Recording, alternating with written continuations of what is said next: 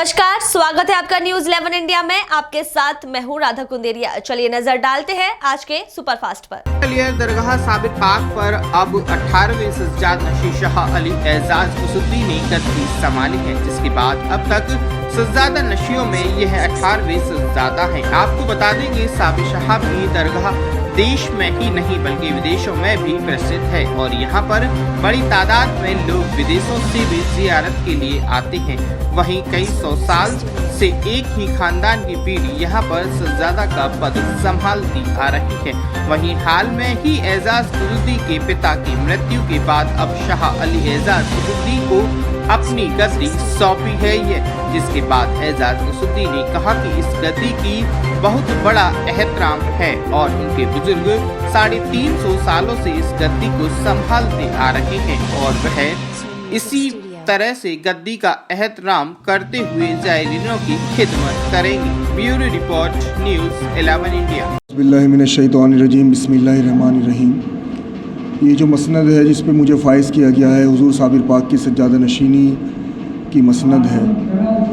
ये पिछले 550-600 साल से हमारे बुज़ुर्ग इस मसनद पे बैठते आ रहे हैं। सबसे पहले सज्जादा नशीन दरगाह साबिर पाक के हज़रत शेख अब्दुल कुद्दूस गंगोई हुए, जिनका मज़ार पुरअनवार ज़िला सहारनपुर के गंगो शरीफ में मौजूद है। उनकी औलाद से आज ये हमारी नस्ल पीढ़ी दर पीढ़ी इस दरगाह की सज्जादगी करती आ रही है। अभी पिछले सज्जादा नशीन हज़रत शाह मंसूर एजाज कुद्दूसी साबरी, जिनका भी 20 रोज़ पहले कल इंतकाल हो गया, वो पिछले 37 साल से इस दरबार के सज्जादा नशीन थे। 1984 में मेरे दादा हज़रत शाह एजाज अहमद के विसाल के बाद आपको सज्जादा नशीन बनाया गया था। अब ये ज़िम्मेदारी एक जो बहुत अहम और एक बहुत बड़ी ज़िम्मेदारी है, क्योंकि सिलसिला साबरिया जो है पूरे वर्ल्ड में इसकी शाखें मौजूद हैं।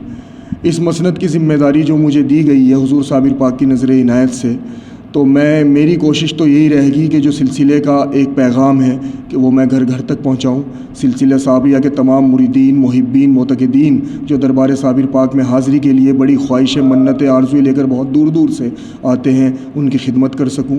क्योंकि सूफ़ीज़म एक ऐसा धर्म है, एक कह सकते हैं एक ऐसा प्लेटफॉर्म है कि जिसमें किसी भी मज़हब व मिल्लत का आदमी, किसी भी जाति और धर्म का आदमी बग़ैर किसी रोक टोक के किसी भी वक्त हाज़िरी दे सकता है, आ सकता है।